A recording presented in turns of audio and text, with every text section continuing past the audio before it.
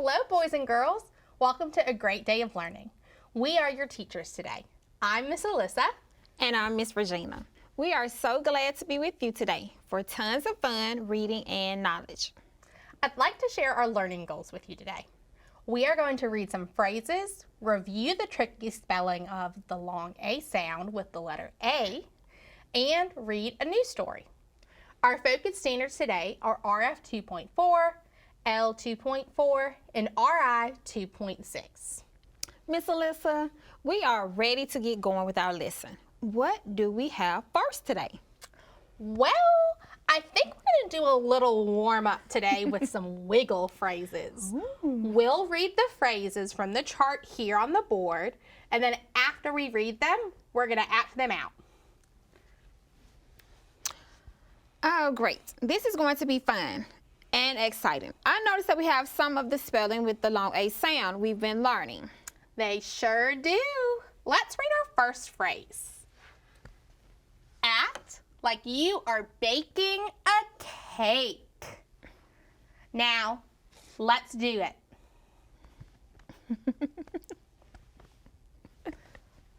Ooh! Fantastic, cake bakers. This time, you read this one on your own, friends. Amazing. Make a face. Great work. Try this one on your own, too. I heard it. Start shaking. Good job. What about this one?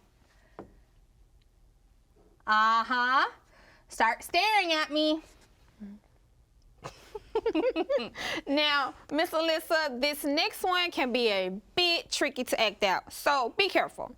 Friends, read this wiggle phrase. I knew you can do it. Act like you are skating. I was skating. Wow, that can be a little tricky. Trying to skate. Mm-hmm. All right, let's try this one, number 6. If you said start waving, you've got it. Amazing. You are experts at this. Let's do this one more. There you go. Act like a parent. Whew, friends, excellent work. You are movers and shakers and readers. Friends, now let's work on reviewing our words with the sound A in them. We have several words here that we will work to sort. They all have the A sound. Let's sort them according to their spelling of that sound. Then we will label them. All right, let's get started with our first word. So we're going to do it down here. So here's our first word. What's that word, scholars? Good. Crater. So I'm just going to leave that kind of over here because we're going to have to compare it to our other words.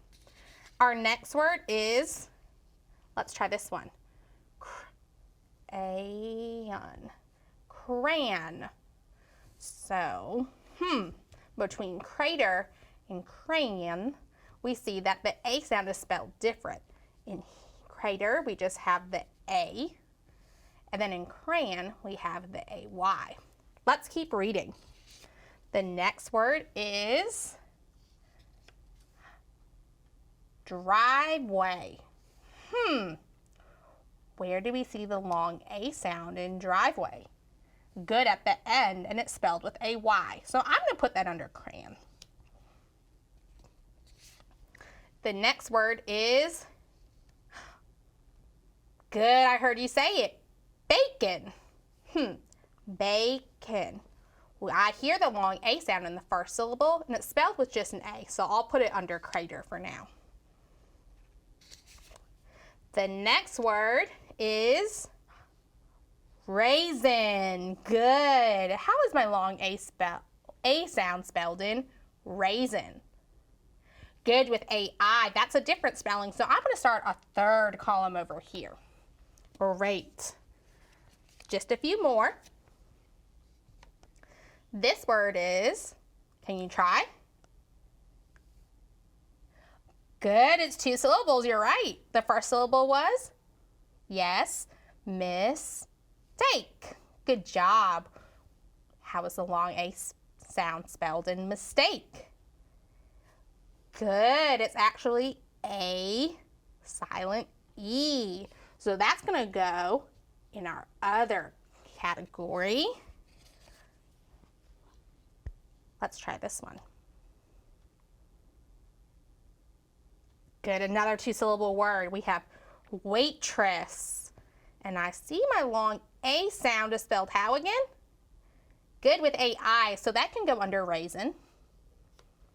Here's my last word. Let's see if you got it.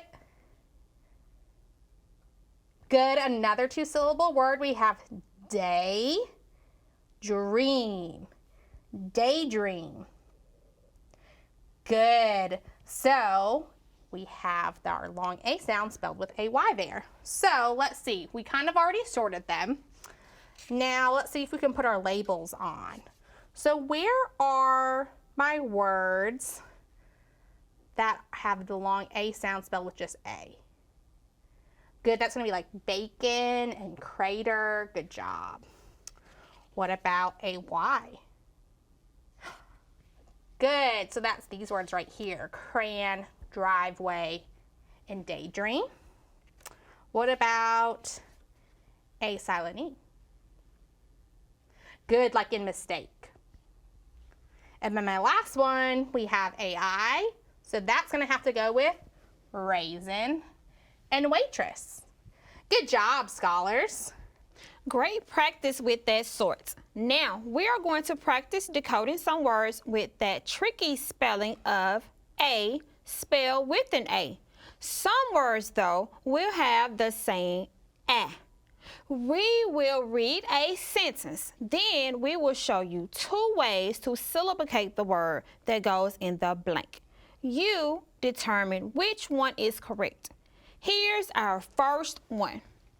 My family and I go camping in the woods, and we stay in a, would I read it as cabin, or cabin? I heard you, cabin. So let's go through a few more.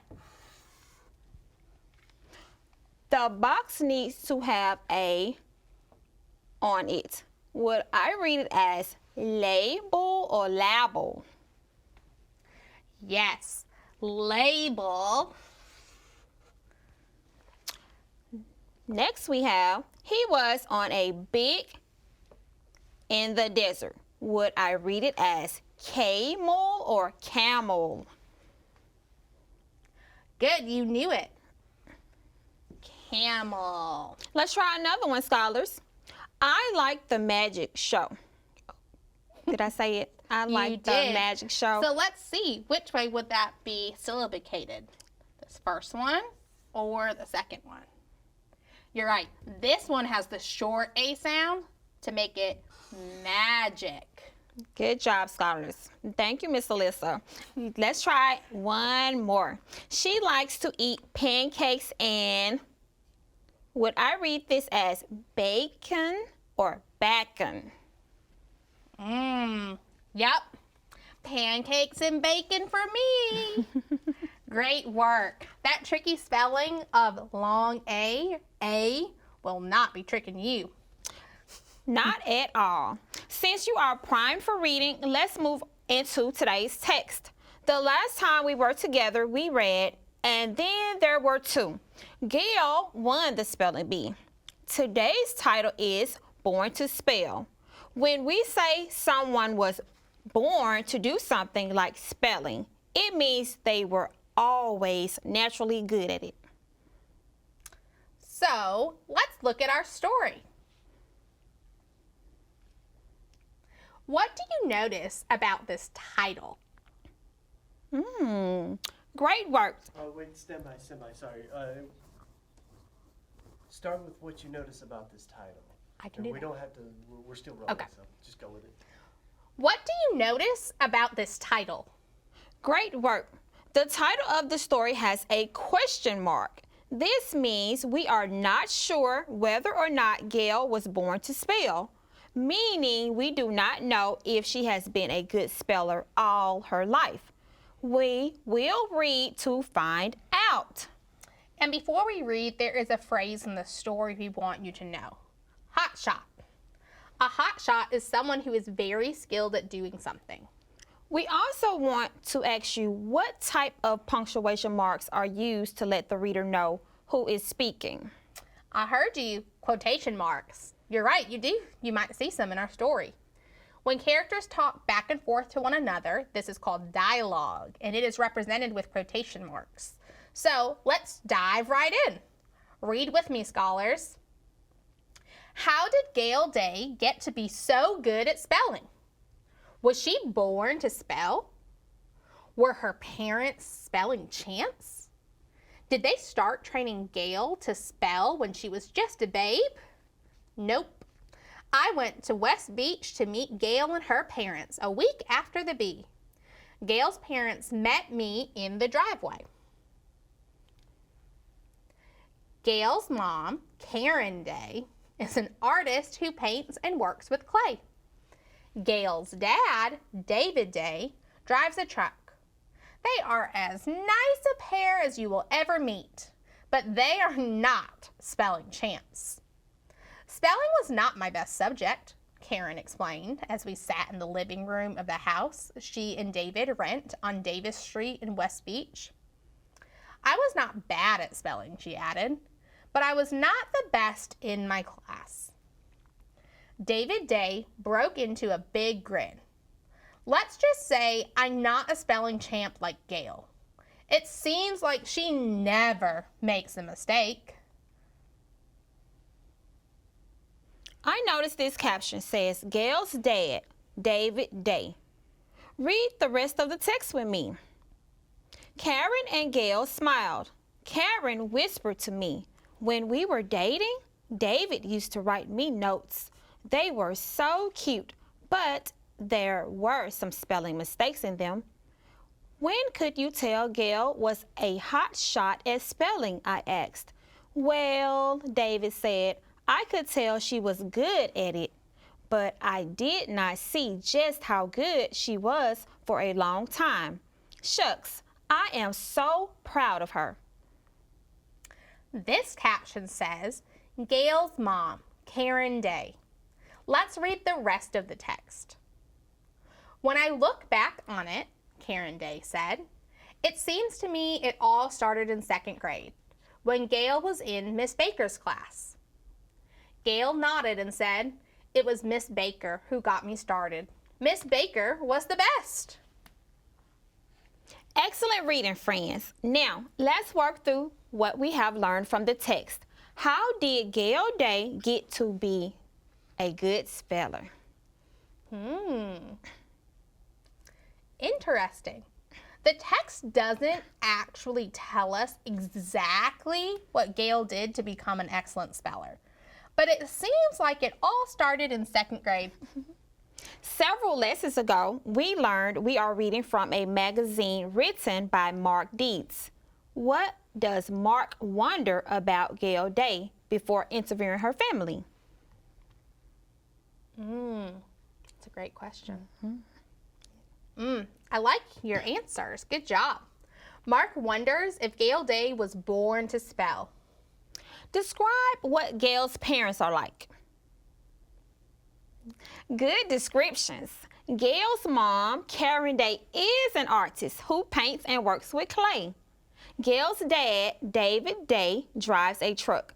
They are as nice a pair as you will ever meet, but they are not spelling chimps.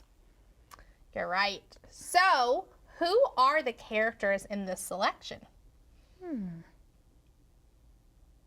Yes, the characters in the story are Gail, her parents, David and Karen Day, and Mark Deeds. What is the setting of the selection? Great.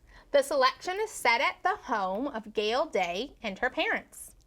You are becoming independent readers. It is important that we know we need to read the words on the page or on the screen in our case and pull the meaning of those words. You did a great job pulling meaning from our text today. Absolutely. Miss Regina, I want to bring out a word that we read in our text today. Scholars, do you remember reading the word shucks? Oh, I do. It was when Gail's dad was talking. He said, "Shucks, I am so proud of her." That's it. Shucks, the way David Day used it, is an expression used by some to show embarrassment. A lot of times when someone may brag on someone, that person may be just a little embarrassed by all the bragging and say, "Aw, shucks." I've heard people say that exact phrase before, Miss Alissa. Me too. But I have also heard it used in a different way. When I was younger, I would go over to my grandmother's house and she would be pulling the shucks off of corn. That's that outer layer of the corn that protects the corn kernels. That's what we call the shucks. Corn shucks look like this. So that means shucks is a multiple meaning word. Miss Regina, you're right. So we've covered two meanings and kind of covered almost another variation of shucks too. Oh, really? Please explain. So the action of pulling the shucks off of the corn is actually called shucking. So remember when I explained what my grandmother was doing with the corn? Yes. So she was shucking. Yes. So now we know shucking can also be an action. And shucks can be the outer covering of corn, or shucks can be an expression that some people use when they're embarrassed. Thanks for sharing that with us, Miss Alissa. I love learning about words that have multiple meanings or words with more than one meaning. So do I. Friends, do you have any words you know that are multiple meaning words? Good thinking. There was another multiple meaning word in our story that I just heard someone say. Excellent. Share it with us. All right, it's the word be. Scholars, what are the different meanings of be? There you go. A bee is a winged insect that makes honey, but that's not how it was used in our story. The other meaning of bee is a social gathering for a specific purpose. You are absolutely right. The purpose of this bee in our story was not to make honey. Right. This bee was a gathering for spelling. I've even heard of a quilting bee. There, people would get together to make quilts. That's so interesting, Miss Regina. Multiple meaning words are both challenging and exciting. I agree. Just like our time together today, we went back over that challenging spelling of the long A sound and how to spell it. But that wasn't a problem for our experts. We were even able to choose the correct syllabication for some of those words. Let's use one in a sentence now. Great. Friends, while you grab some paper and a pencil, I want to remind you of what we know about a sentence. A sentence always begins with a capital letter. A sentence always ends with a punctuation mark. Those are some great reminders, Miss Regina. A sentence must also make sense. It's going to have a subject and a verb. The subject is the who or what the sentence is about, and the verb tells what the subject does. All right, so now that you've got your pencil and your paper, let's get going. We will make a sentence using the word baker. So, Hey, Baker. That was the last name of Gail's second grade teacher. that is right. So I will write the sentence, but scholars, you've got to give me a great one about Miss Baker to write. Let's hear your thoughts. I like what I'm hearing. Did Miss Baker help Gail with her spelling skills? Let's write it. And you know what? Let me move some of my cards so I can write on my board. Thanks, Miss Regina. All right, so that sentence again was, did Miss Baker help Gail with her spelling skills? Let's write that together. Did, good, we have to start with an uppercase letter. Miss Baker, Miss Baker is somebody's name. Great, so an uppercase M. Don't forget your punctuation. Baker. B. How is that long A sound spelled again? Good, just an A here. K-er. Good, that ER. Did Miss Baker help Gail? Good, another name, so an uppercase G. With her spelling, 2 syllables, spelling, good, ING, skills. And hold on, that was a question, right? Did Miss Baker help Gail with her spelling skills? So I need a question mark at the end. Good job. Now, let's read our sentence to make sure it makes sense. Did Miss Baker help Gail with her spelling skills? I'll say that makes perfect sense. Capitalization? Got it. Punctuation? We have it. It's a question mark since we are asking a question. Great job, boys and girls. And thank you for your help. You are excellent readers and writers. So parents, after today's lesson, work with your child on writing some more sentences about today's story, Born to Spell. Great idea. That will help you become even better writers and readers, friends. What an incredible day of learning with you. Be sure to tell someone in your home something you've learned today. Ask someone in your home if they are a hot-shot speller like Miss Gail. Maybe it's you. Absolutely. Hot shots for sure. And you can get even better. We are so proud of you, friends. I've had so much fun today, boys and girls. We hope you've enjoyed learning, reading, and writing with us. We look forward to seeing you again soon. Please be sure to join us again soon as we continue to explore more about our wonderful language. Thank you for doing your best today, scholars. Be sure to read some books today and practice those writing skills with someone in your home. All rights and credits for today's lesson belong to Core Knowledge Language Arts.